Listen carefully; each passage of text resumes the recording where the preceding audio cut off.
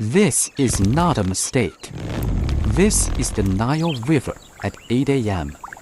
and an Egyptian plover has been standing inside a Nile crocodile's open jaw for 14 seconds. The crocodile has not moved. It will not move.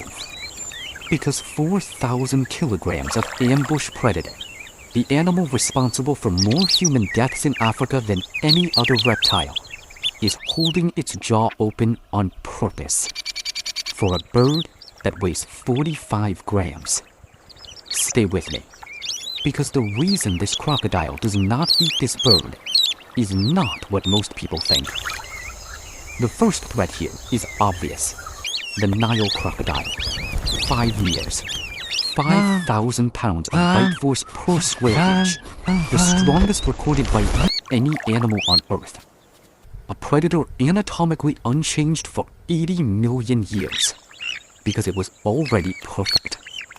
That is the threat most viewers see.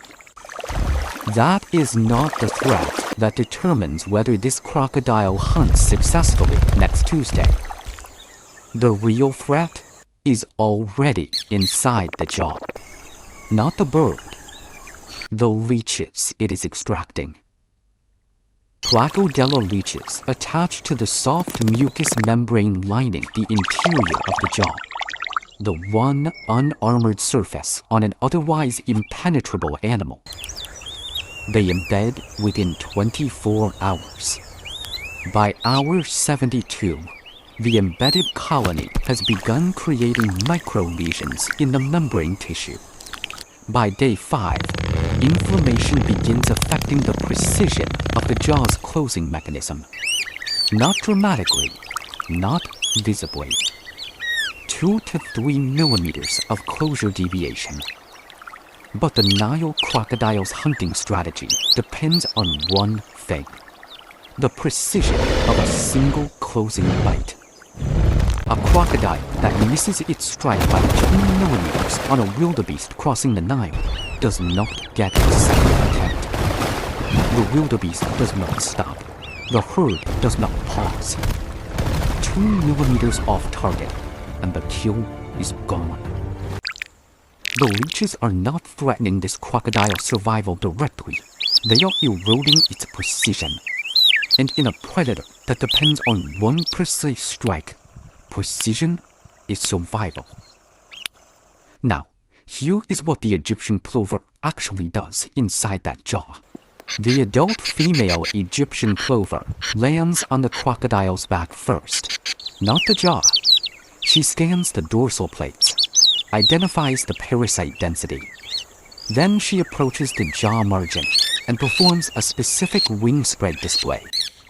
Field researchers documented that this wing spread signal causes the crocodile to open its jaw to a wider aperture, increasing the plover's working space by 30%.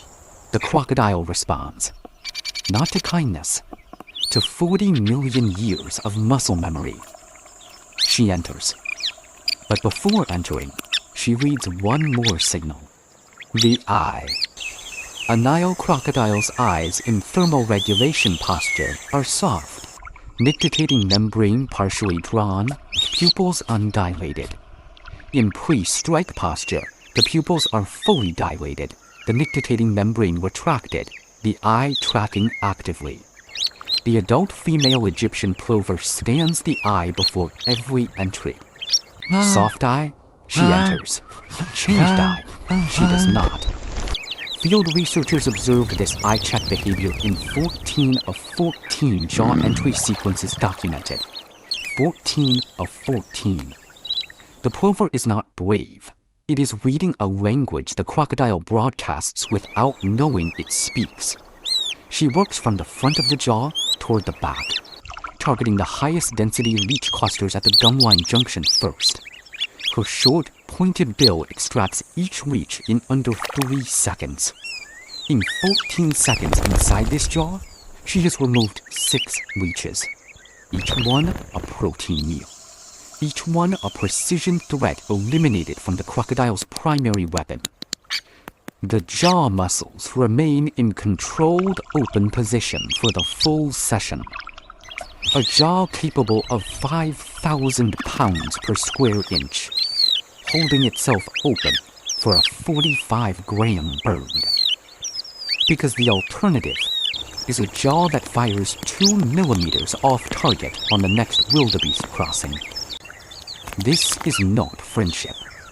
This is bilateral precision maintenance. Now, the wet season multiplier. In the dry season, the plover executes the jaw entry sequence twice per week.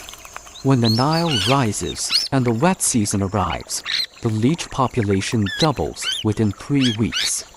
The density reaching the crocodile's jaw interior triples by week 4. The plover responds, not because it is more concerned, because there are more leeches, more protein. In wet season peak, the jaw entry sequence runs every 48 hours. Sessions extend from 14 seconds to 90 seconds. The transaction scales. Both parties hold their position. Now, what no documentary about this partnership covers. The Egyptian plover buries its eggs in the Nile sandbar. Not in a nest, in sand. Exactly 2 eggs pressed into dry sand above the waterline. The female returns every 40 to 60 minutes during peak noon heat. She urinates on the sand above the exactly 2 buried eggs. The evaporative cooling of the moisture lowers the egg temperature by up to 4 degrees Celsius.